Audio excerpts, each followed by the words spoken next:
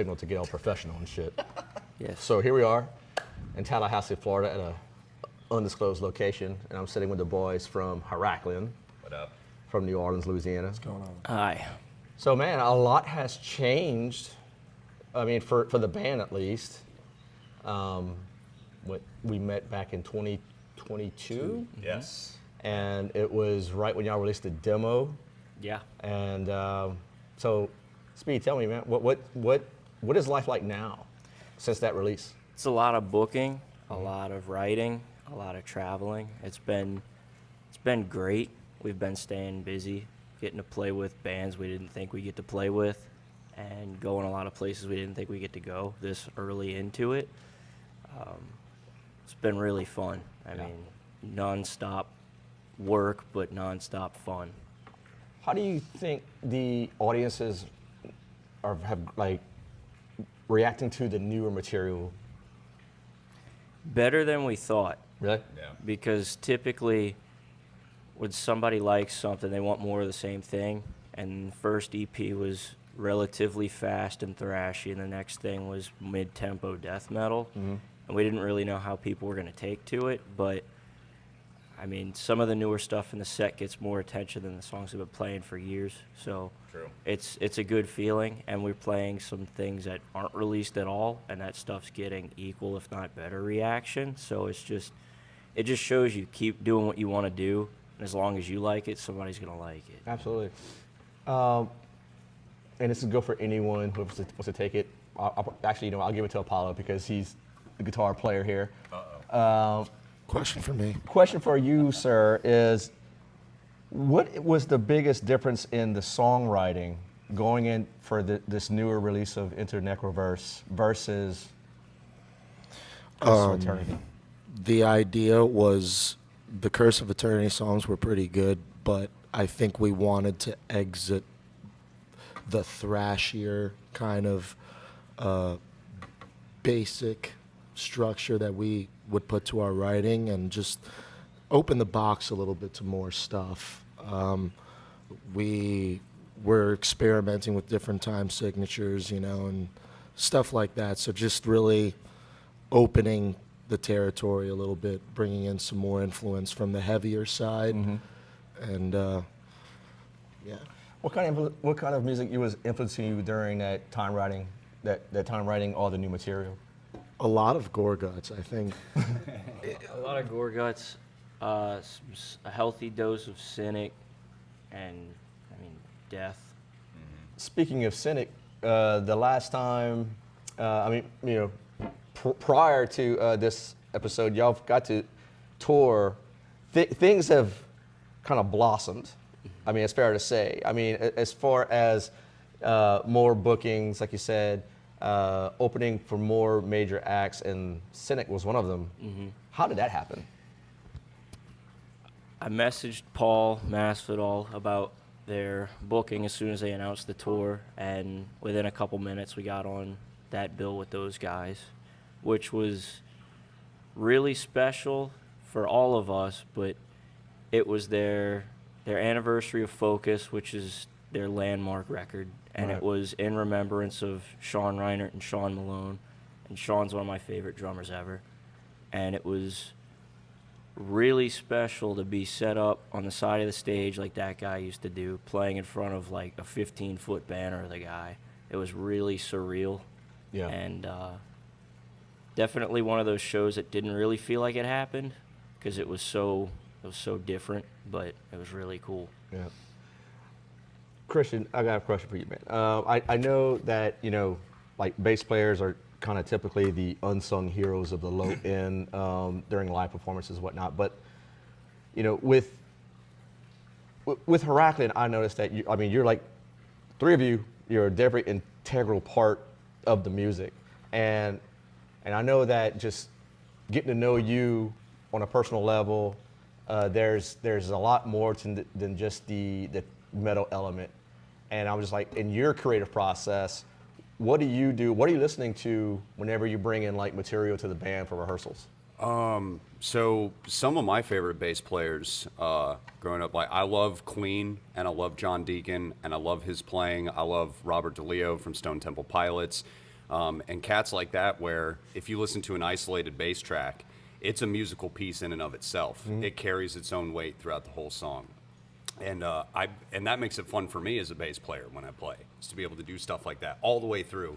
It's musical, it's fun, it's entertaining, and it keeps my attention. So when I'm writing bass lines, I try to have that same mentality of like, it needs to be musical, it needs to move around, it needs to say its own thing, because a bass is its own thing. Right. It's not just the guy hiding behind the rhythm guitar Right. player, you know, in like a 4 or 5 piece death metal band. And being the 3-piece, really, when you do it like that, you fill out the space more when you branch out and you do your own thing. It makes it sound bigger than it is, because it's 3 different pieces now, and not just, you know, me accenting what he's doing. But that being said, I do have to be a second guitar player sometimes. You know, I do have the pick, and I dig in, and I'm playing that riff, and, you know, to match his right-hand technique while we're playing. But I love the bass, and I love that I get to float between being this, like, bridge between the, you know, the rhythm and the harmony, and that's what a bass player should be. You know, Right. sometimes, like, you get your moments to shine, that's cool, but you're really the ring that makes the diamond shine. You know what I mean? It's like my bass playing is to accent his drumming, or to outline chords that he's playing, or to double up on what we're doing to make the whole band sound huge. So I try to incorporate all those elements, and it's like, what's best for the song? You know, it's not what's best for me. It's like, keep it musical, keep it interesting for the listener. You know, like those like those bass players did for me when I listened to those records. You know, so my influences don't necessarily come from death metal when it comes to writing bass lines. Like, I take songwriting and riffs from the death metal guys and the thrash metal guys, but when I'm writing the bass lines, that's, you know, that's pure, like, Geddy Lee, John Deacon, you know, kind of worship when I'm playing. No shit, so, yeah. I mean, it pretty much sums it up for me. Yeah. What was in the last 3 years? I mean, we probably have a lot to cover in the last 3 years, because so much has happened. I mean, like I said it earlier, that you guys were fortunate to open up for, you know, titans of metal in the scene, like Goat Whore and Soylent Green, the Inside South Part, Exhorter, and like y'all went on a full-on tour. So my question is, how receptive has it been by these the older bands? You know, how does it feel to be invited to opening up for these guys?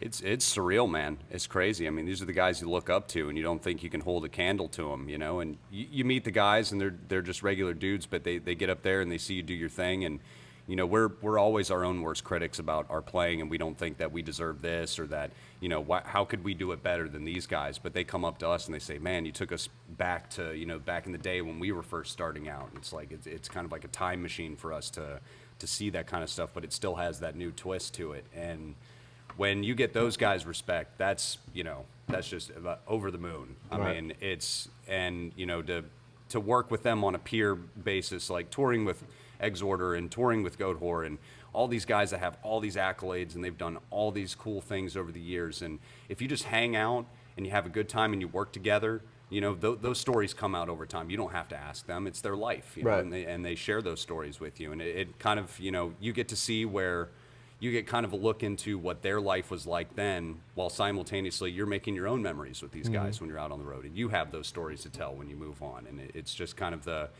passing of the torch, so to speak. You know, you get out there road warrior style, and these guys, you know, if you're really committed and believe in what you do, they see that, you know. And Yeah. you just gotta get yourself out there. Whenever you said that, you know, it's a passing of the torch, do you feel as though that Herakleion as a group are a little like as equal footing with these guys, or y'all still have something more to prove? Oh, there's so much more to prove. It's never going to stop, man. I mean, there's always more work to be done. We can always improve ourselves, our music, and just always take it to the next step that it can go. And I mean, It's hard to put yourself on that. It's hard to put yourself on that pedestal with all these bands that have come before you, that everyone looks as legacy acts. These are the people who have made the genre. These are the forefathers. It's hard to put yourself on that pedestal up there, but if you try your best and in your mind you feel that you can come close, Yeah. that's all that really matters. I mean, back to what you were saying about playing with all these bands from the scene, I Hate God, Goat Whore, Soylent Green, Exhorter, and stuff.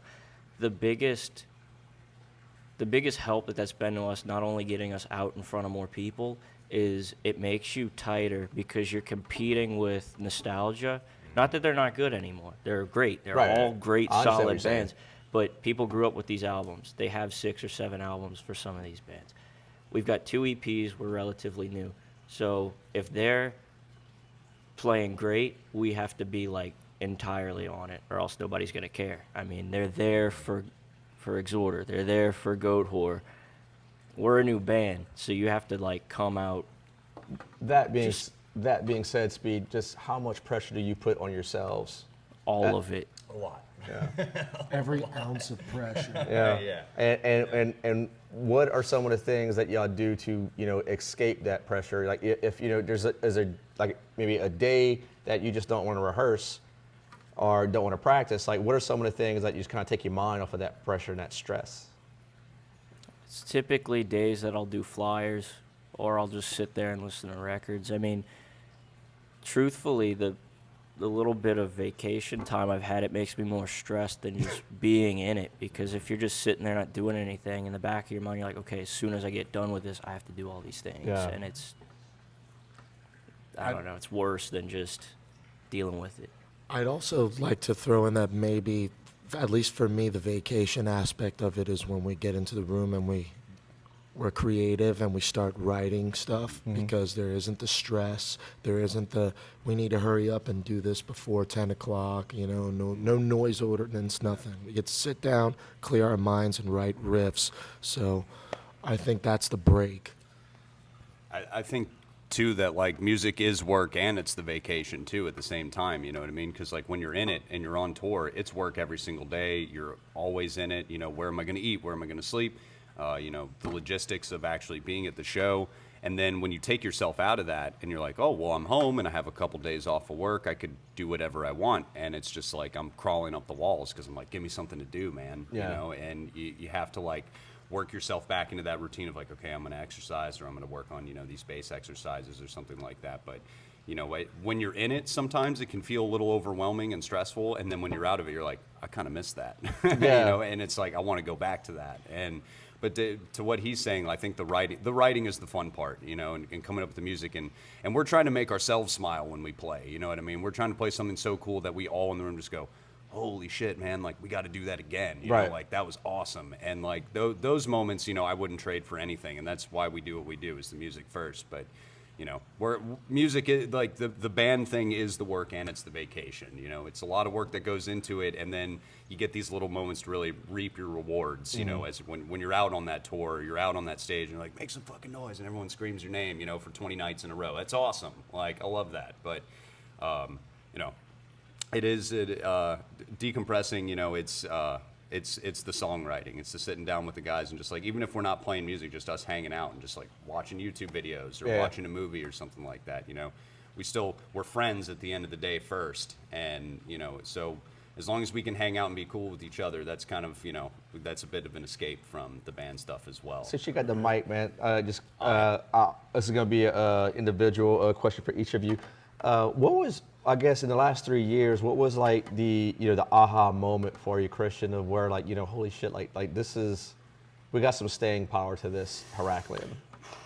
A particular moment, I don't know. I think maybe our third show, and then we were like opening for Goat Whore, and I was like, whoa, this is awesome. I think that was Halloween night, something like that. I don't remember. That's the first time I saw y'all, actually. Yeah, and it was it was crazy because the third show we ever played, and it was like, here's Sammy Pierre Douay, here's Ben, and it's like, these guys are like TA. There's Zach Simmons, there's the guys, they're right there. And it was, I had been in so many bands before, and for something like that to happen so fast, and I think pretty much out of the gate when we had played that first show, we had hit it off pretty well with those guys, and got to talking to them, and it was just like, and that was kind of my realization of like, these are cool guys, like they're just dudes that I could hang out and have a beer with, and I think that was one of the first instances of like, okay, this band might do something. This is going to be cool, but I think for me,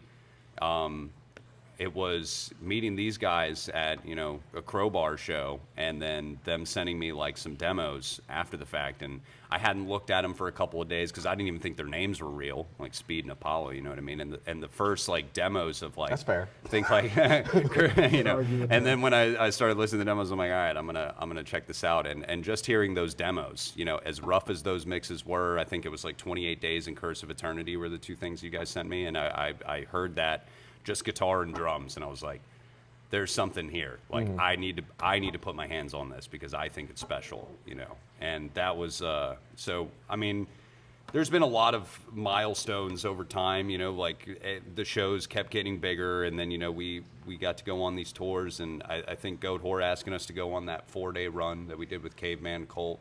That was fun. January. You were there. Yeah. You were there. In Florida. That was a great time, and Hell yeah, that was, you know, that was my first tour I had ever been on. I had never gone on the road for more than 2 days. Yeah. And that was, you know, that was another like, holy crap, this is awesome. I think the Soil and Green show as well at Southport Hall was also, you know, when you're on that stage and you just see from the front to the back just full of people, and you get up there and it's almost like you're desensitized to the individuality of all of them because they're just such a big crowd, and you just get up there and you're fired up and you rip it. And like the fact that, you know, Phil Anselmo came up to us in the kitchen like 2 minutes before we played didn't help at all either. But, you know, it's kind of like as the band progresses, we meet more and more of these people that, you know, have really done the thing, the real rock soldiers, you know, that have come up. And it's just kind of these subtle reminders of like, if you're running into these guys while you're doing what you're doing, then that must mean you're on the right path. You know what I mean? Because if they made it and they're here and you're working at it and you're here with them, then there's something there. There's something to it. How about you, Speed? What was like that, you know, that moment for you as an artist, as a musician, just... So fairly early on, after the thing he mentioned about doing Florida with Goat Whore, we made it a point to keep coming back. We added Tallahassee to our stops, and first time we played here, it was a modest, small crowd. I mean, by the third time we played here, it was like packed, and there was 20-something people with their shirts on. Yeah. And that's kind of we're headlining, we're in a state we're not from, in a small city that people keep telling us no one goes to metal shows there, and it's working. So if we can make it work here, we can make it work elsewhere.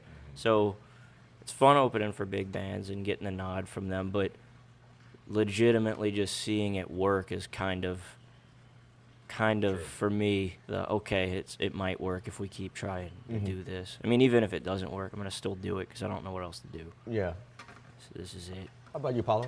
There's not much I can add to that, but to add to what Speed was saying, I think for me personally, it was nice to have gone on these tours with Goat Whore, you know, and we also did another one with them across Texas, you know, Albuquerque and all that. And this recent tour we did with Exhorter, I think for me, it's more of seeing how well we do by ourselves, going out with no big support, no big name support, and just see that we can actually pull a crowd of people. If it's just 30, 40 people, to me, that's like, okay, we can actually probably do something on our own, Right. without needing, you know. And I could, you know, I can relate to that because there are times where, you know, just as, you know, just a podcaster, where, you know, if I told myself if one person is continuously listening, you know, then, okay, maybe there's something there, you know, and then like with y'all, I feel like, you know, y'all been a band as long as I've been a podcaster. We kind of came up together. Yeah. And you know, and just being friends with y'all and just joining y'all on these tours, you know, I'm able to see like just the growth in all three of you, you know, as people and musicians and as a band, you know, and it's just fucking, I'm grateful for it. I'm really, you know, I feel very fucking privileged to be, you know, a part of it. Seriously. We are too. I mean, we, like you said, we've watched you grow, and it was interviewing us and friends of ours in the scene and stuff. And, you know, you mentioned us opening for big bands and stuff, and now you're interviewing your heroes on the podcast. So it just shows that if you keep doing what you love and you Exactly. keep doing it, it's going to work. People and you're are going to gonna get out see of it what people. you want. I'm sorry to talk over you. It's okay. But people are gonna see the authenticity behind the work that we do. Yeah. You know, and I think that's what gets crowds. Buying your merch, buying your tickets to go see y'all. And having a consistent fan base. Suiting up and showing up every single time, like places like here in Tallahassee. Yeah. Right. So, yeah. The new record, man, is such a fucking banger. And again, just being part of, I guess the inner circle of Herakleion, I was able to hear some, it was the unmastered tracks at one point. And then, but y'all got together with, one of the notable producers, recorder, engineers, and Peter DeBauer. And I know how it happened, but for the those who don't know, just go ahead and walk us through that process of how it happened. Well, we emailed him, and Simple answer. I emailed his ass. He said, "Yeah." he happened to think that what we were doing was cool, and I guess dug it enough to want to work with us. He's done a lot of cool records that we think are cool anyway. Early Blood Incantation stuff, Devil Master, Eagle Wing, some other very underground cool shit. And like I said, mid-tempo death metal, it needed that bigger sound to it rather than the upfront punchiness that the first EP had.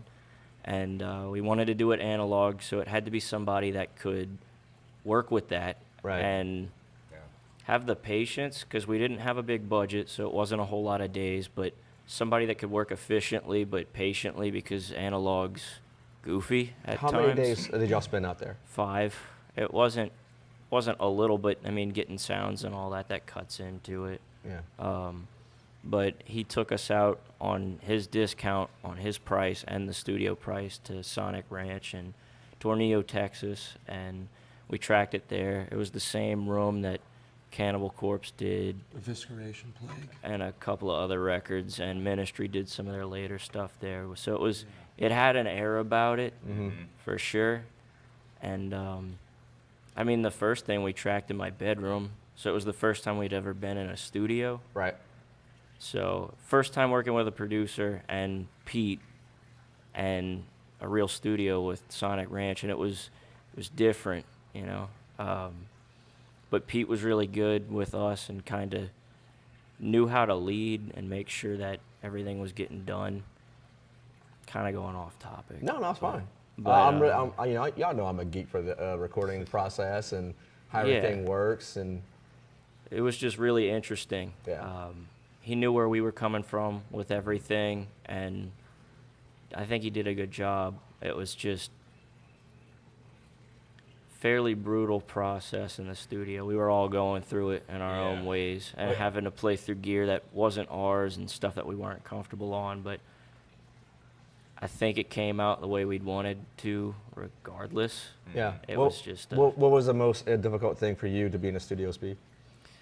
I didn't get to use my drums, and the drums that I did get to use that were mine, bass drums and stuff, were tuned so differently that autopilot that you kind of get from rehearsing for months and months before going into the studio was gone. Yeah.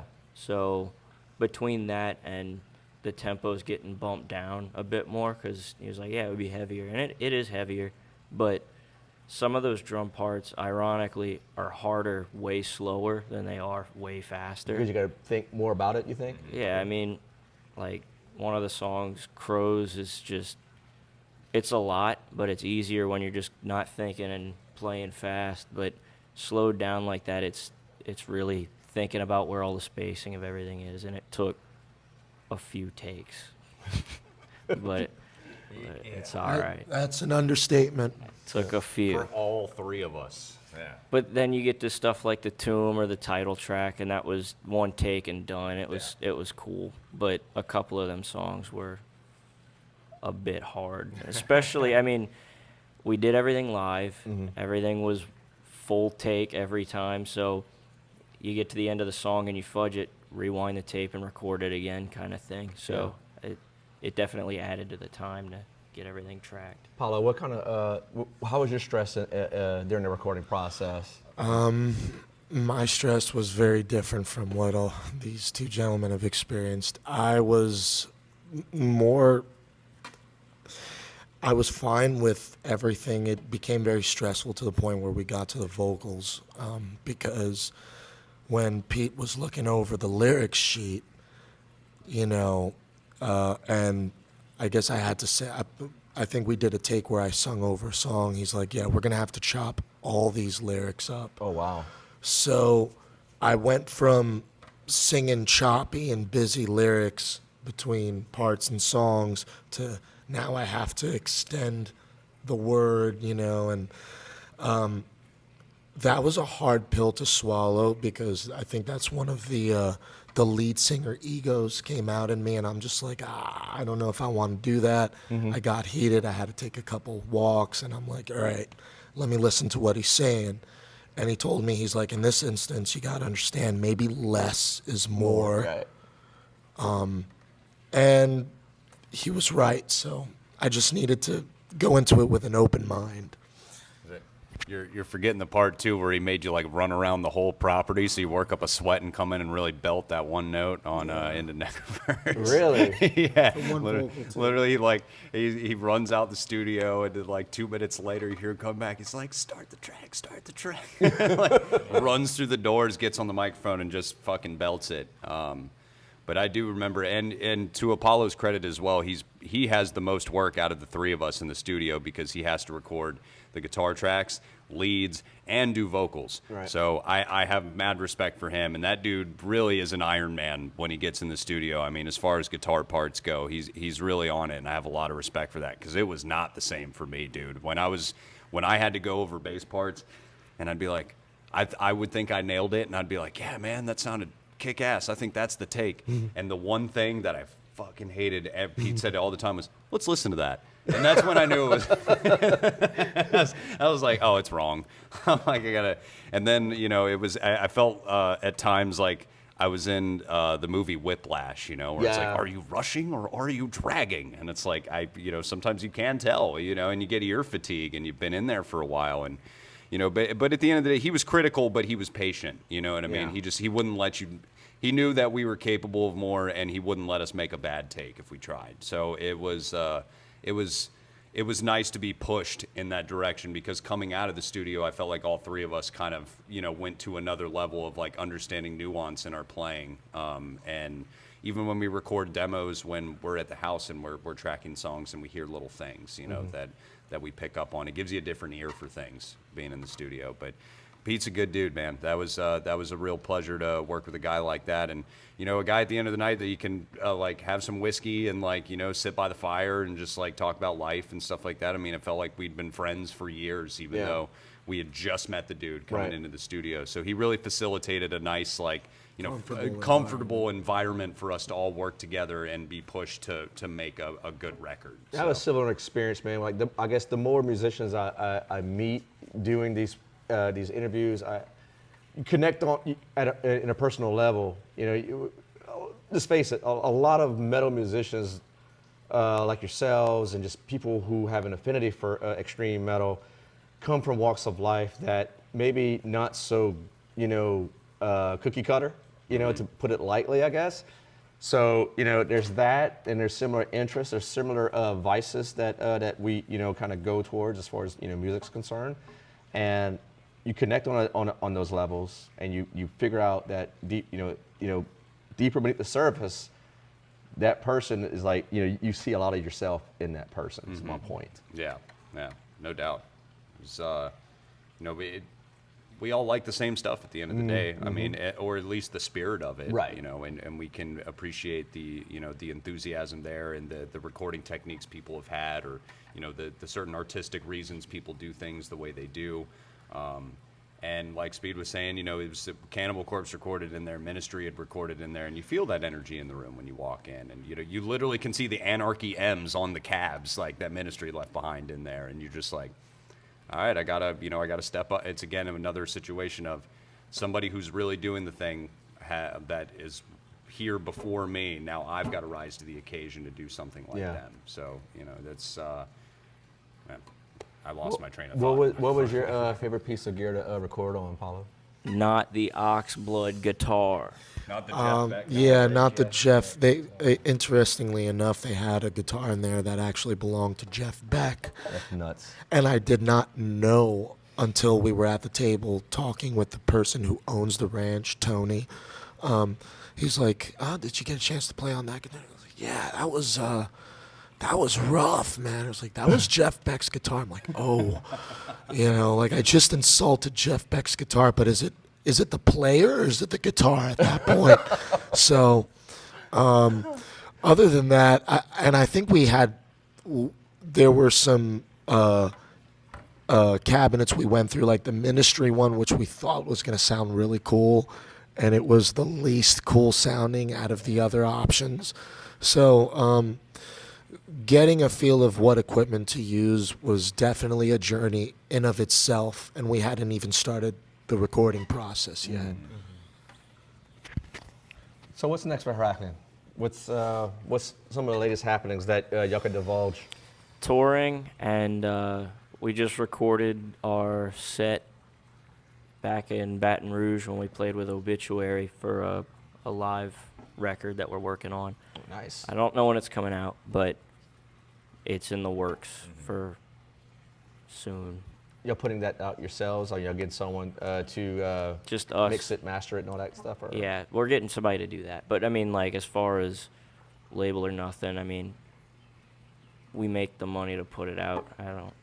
What? Speaking of making the money, I mean, notice that Our you know, mansion here. Yes. We paid with all our Herakleion yeah. bucks. I mean, you're obviously doing good. Probably a lot better than most. You know. I don't even know where we're at. I don't either. Yeah. Just woke up Snuck here. into some person's house, man. Yeah. It's a green screen. We're at a landfill. I don't know. But Yeah. So my question was that y'all open up a lot of more avenues as far as the bands like making money, as far as like the merch and all that. What are some of your favorite artists to go with as far as designing? We've stuck with one main one for the last bunch of things. His name's Noah Myhoff. He's incredible. yes. Anything that we're like, hey, it would be kind of cool if you did something like this. Typically, we've done commissions with some other people in the past, and they send it back and it's like, oh, this is cool. It's not really what you pictured in your head, but it's cool, and you put it out. Anytime we send him anything, it's exactly what we were envisioning. So it's great. He's great at what he does. His traditional process is super interesting. He does like a monoprint thing and touches up the details with colored pencils, and it's really thought out and just looks beautiful. It's really cool. But he's been handling most of our merchandise past Necroverse and is doing the live cover and did the Necroverse cover. But he's a cool dude. And then the guy Rock that was in Sadistic Execution did a shirt for us probably a year ago, and just did another one for us that's going to be at our next show. Oh yeah. And so, Speed, I know you're responsible or partly responsible for a lot of like booking, finding venues and whatnot. How troublesome has that been for you as far as time constraints? Because I know you do a lot. I know you recently got a new career going. Plus, you do other arranging as far as drums are concerned, obviously. It's not bad. I mean, it's just a matter of doing your research, looking at where bands play, and compiling a list. And we try to find all the smaller, cool bands from areas that are doing stuff. I mean, even if they just started, if they have a demo out and it rules, we want them on a bill. Yeah. I mean, it's just about making the coolest shows that we can, having the coolest flyers that we can, and looking for decent venues and stuff. I mean, even the vegan place we play here in Tallahassee, it's like every time we come here, I don't know why you're playing it, because it's all right. They treat us good. The crowd's cool. The city's cool. I mean, It's just a matter of finding where to play in I know different the areas. the Bart makes a hell of a vegan Philly cheesesteak sandwich. Am I That right, they Chris? do. That's right. That's They right. do. Yeah, That's a staple every time I come was here. pleasantly surprised by that when I first started getting into it, man. So thank you, Bart. But as far as time goes, it's a matter of not wasting as much as you can, which it's a perception thing, but just trying to make sure you do at least a few tasks for the band every day, whether it's on lunch break at work or before you go to bed or whatever. I mean, it's not bad. What were some of the within the last 3 years? I mean, just whenever you're there, what are some of the bands that are on taking the stage before you guys or after you guys that just kind of completely blew you away, Speed?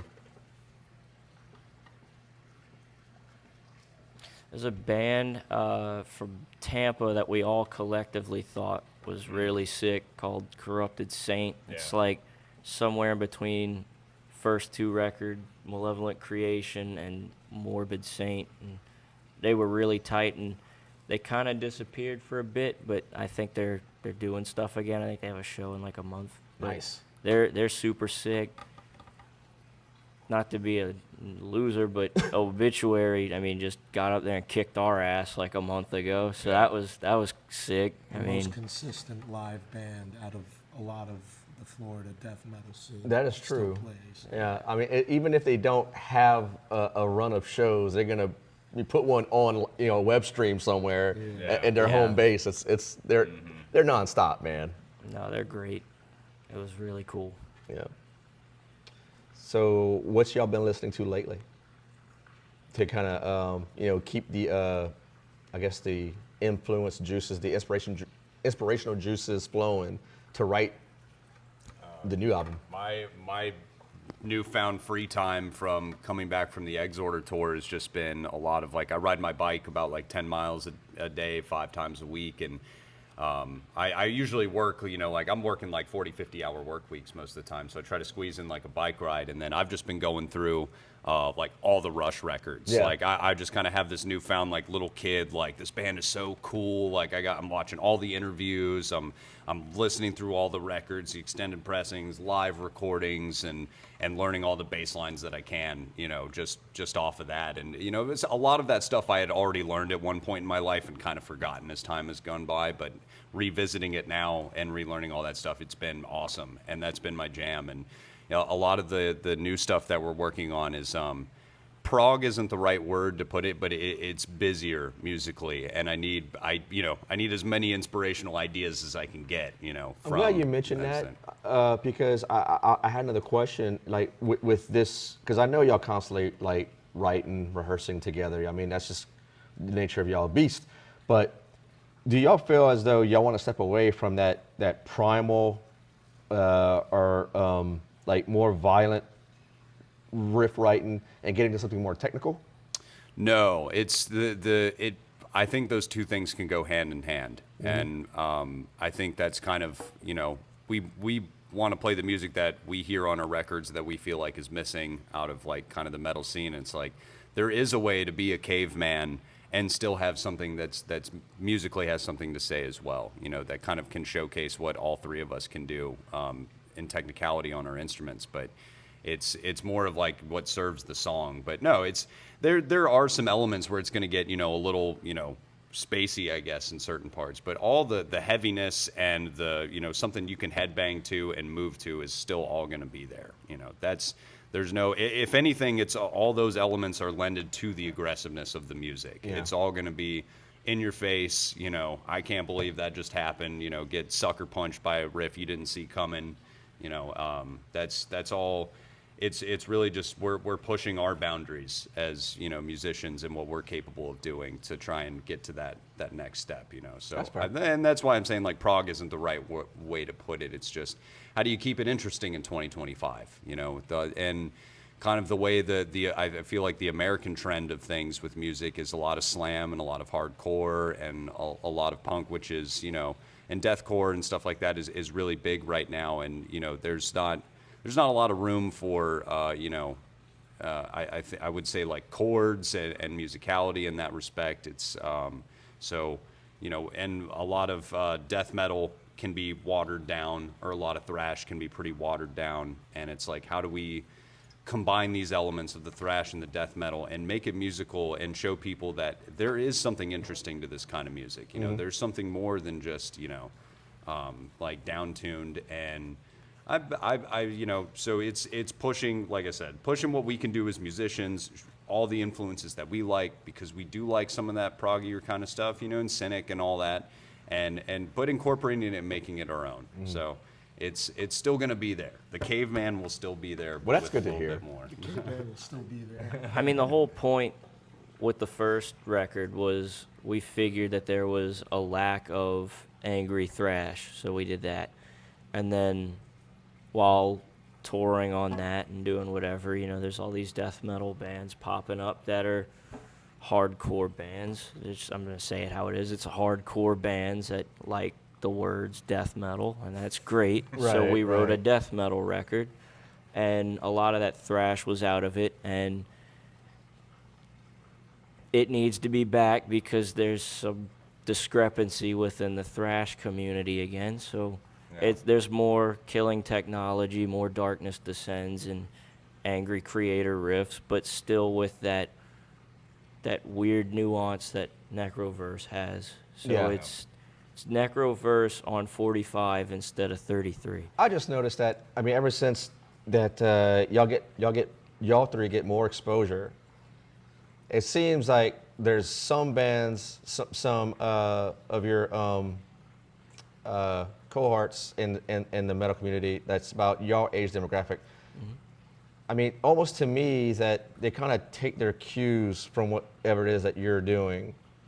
You know, whether it's in Herakleion or if it's in the Morbid Tales project that you two were in with Ben and Sammy. I'm not paying attention. Yeah. If you're paying I'm paying- attention, I have to if pay you're paying attention. attention I to gotta pay somebody attention. else's boat, you're not rowing yours. I don't know. Yeah, exactly. So I'm glad you said that because I mean, you know, and it's fine.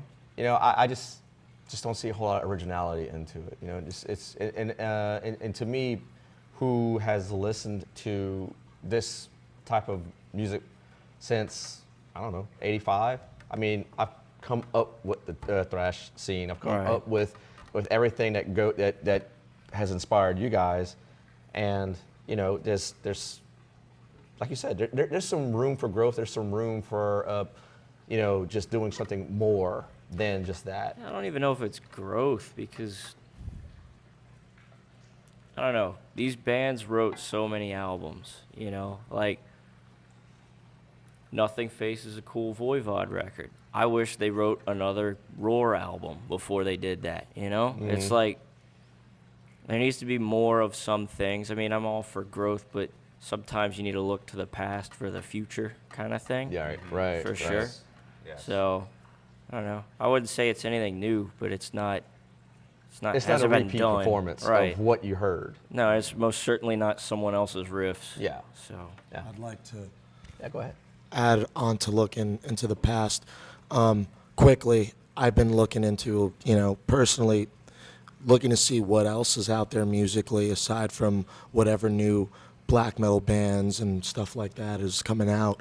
I've been really going back even further, and all the bands that I like, Malevolent Creation, Nocturnus, whatever, Incantation, Deicide, Morbid Angel, I want to go back and look at, you know, the bare bones raw of where everything started. So I've been really getting into listening to demos, the Incantation demo, you know, a lot of Impaled Nazarene demos, all these bands, Cryptopsy demo, all these bands started off You should as check out. thrash You first. should check out Death Strike and Poison from Germany. Not Poison the glam metal band, but Yeah, Poison, Poison from Germany. Poison from Germany, because one?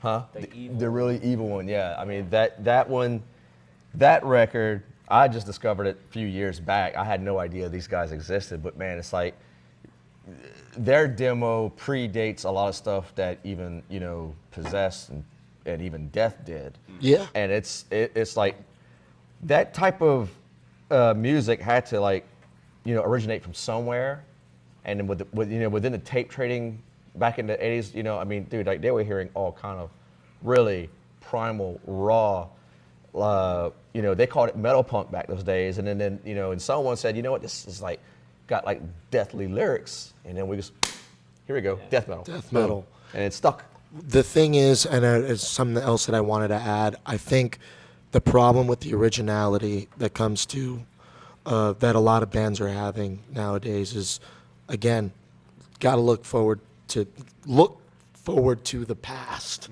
if that makes any sense. Back to the future, man, like Marty you know? McFly. Just listen to what all those bands were doing, because back then they didn't. Even Mike Browning in an interview, he said, "We didn't call this death metal. We didn't. It was all heavy metal. Right. At one point, it was all heavy metal. You know, all these bands, some sounded more extreme than the others, but it was all heavy metal. And I think that's where people were trying to be original and be more different than the other and stick out more. I think we need more of that now, you know, than ever." I think people need to. What do you need to do, Steve? I think people need to have competition. I don't think glad handing is healthy, because you go to shows and everybody tells everybody how great they are. You never hear somebody, "Hey, I think your tone needs work." Your or tone this shit. I mean, I think if people were to give their honest opinion, the whole music scene would be bolstered by it, because people would be encouraged to go home and practice. If some drunk guy tells them they sounded like shit or whatever, they'd go home and they'd work at it.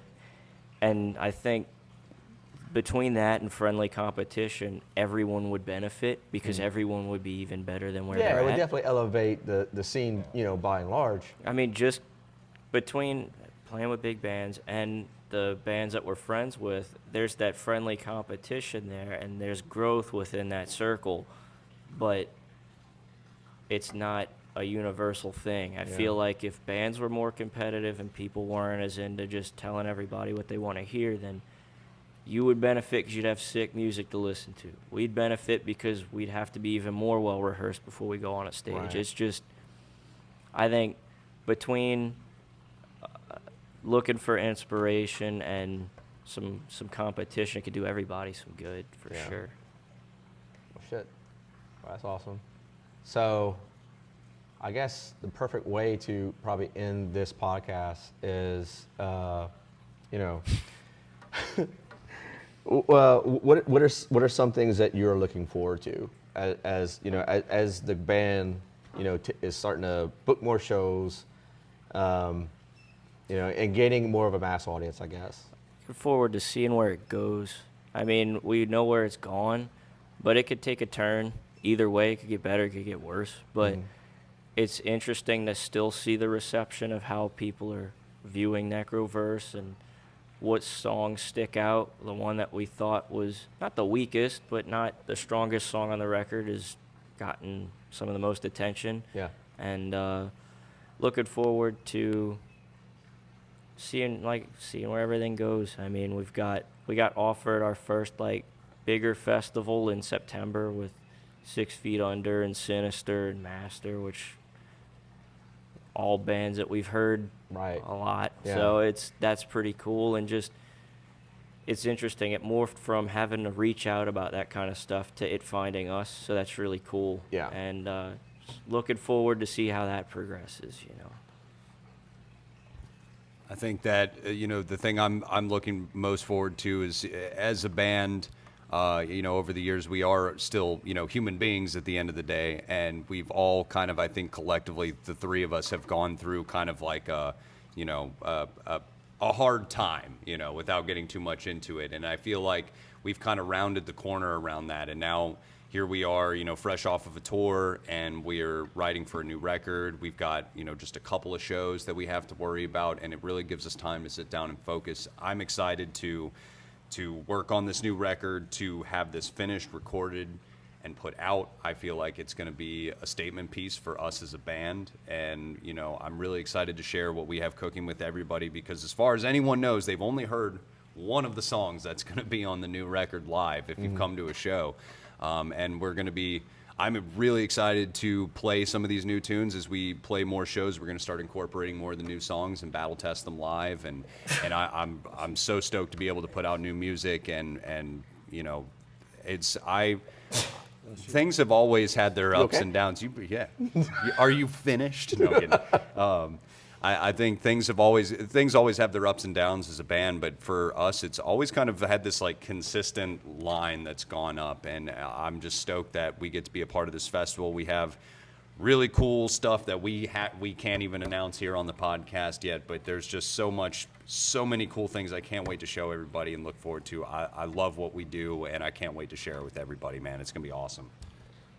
I like to keep playing shows, and I like to be on the road as much as possible. I hate being home. I get that. Same.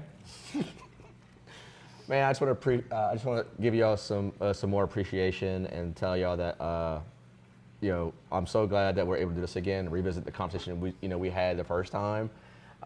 It's just been a fucking absolute joy to watch you guys play and just be a part of the Herakleion family, if you will.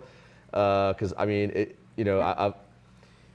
you mentioned that there was some tough times with the band as individuals and whatnot, and I'm glad that y'all feel necessary, not necessary, but y'all giving me the opportunity to like kind of hear some of that as a personal friend, and and help whatever experience I have to kind of just help y'all navigate through that shit, and so I appreciate all three as people. Appreciate you, Mo. And Much love, brother. Yeah, man. We like you. I'm definitely looking forward to the announcements when they're going to be made. Yes. I'm looking forward to everything y'all going to have unfold. Yeah. So if you haven't seen them, they're Herakleion.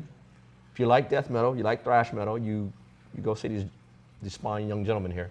Yeah. So thank you guys. No problem. Thank you. Thank you, Mo.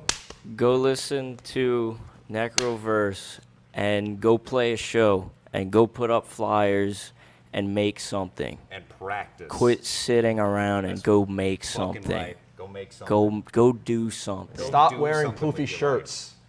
Just go make something. I don't care Yeah. what it is. Just make